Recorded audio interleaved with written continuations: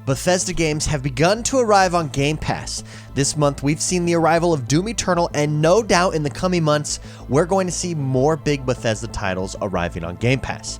Ever since Microsoft purchased Bethesda, there has been a lot of speculation as to whether or not future Bethesda games will be on multiple consoles or become exclusive to the Xbox and Xbox Game Pass. I want to discuss this today. I want to discuss whether or not there's any truth that games will be exclusive or whether they will indeed be multi-platform on consoles like the PlayStation 5. But before we do, don't forget to hit that like button and subscribe to this channel. We're the XoneBros. This is your positive gaming and Xbox community. We're all Xbox all the time, having fun, dropping daily videos. Subscribe and check us out. So will Bethesda games come to other consoles like the PS5, or will they be exclusive to Xbox? A lot of PlayStation sites, personalities, and shows are saying that they believe that big titles like Elder Scrolls will remain multi-platform.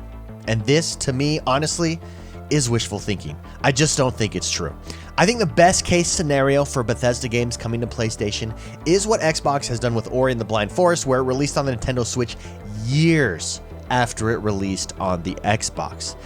That's the best case scenario for Bethesda games coming to the PlayStation 5. If they do, it would be years. So Elder Scrolls would launch, it'd be exclusive to Xbox for years, not year one, years before ever going to PlayStation 5. And I think that's wishful thinking as well. I think to fully understand why big Bethesda titles won't go to PlayStation, we have to look at the Xbox strategy for this upcoming generation. It's Game Pass. Their strategy is Game Pass. Just like consoles, like any exclusive ecosystem that exists, whether it's Netflix or Hulu or PlayStation or even Xbox, what sells your ecosystem is content that people want, which is why I'm so surprised that Sony fans in particular and Sony personalities and insiders are claiming that they think that big titles will come to Sony. Sony's entire success this last generation is having big titles, the best big titles, exclusive to their platform. That's what Microsoft wants. They want titles that people can't get anywhere else on their platform. Xbox knows this, Sony knows this, everyone knows this. That's what sells platforms, that's what sells content. Microsoft doesn't purchase Bethesda if they intend to put all their big games on other consoles as well. I mean, what's the point in that? They paid $7 billion to purchase Bethesda. That's a lot of cash.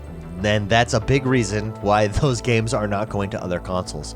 They intend to keep huge Bethesda titles like Elder Scrolls exclusive to their platform. If they wanted to keep those titles cross-platform, then why buy Bethesda?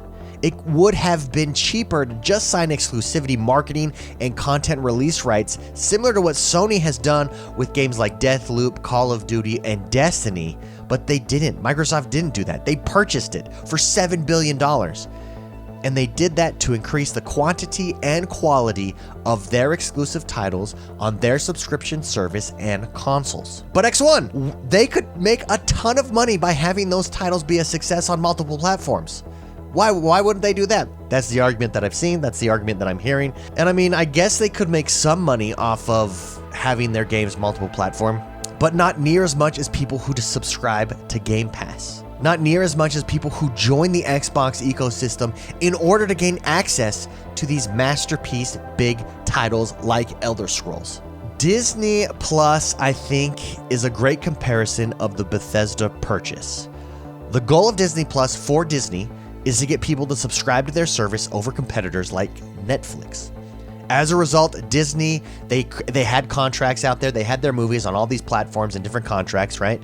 And as a result, Disney, when creating Disney Plus, they had to honor the current agreements of their movies on other platforms.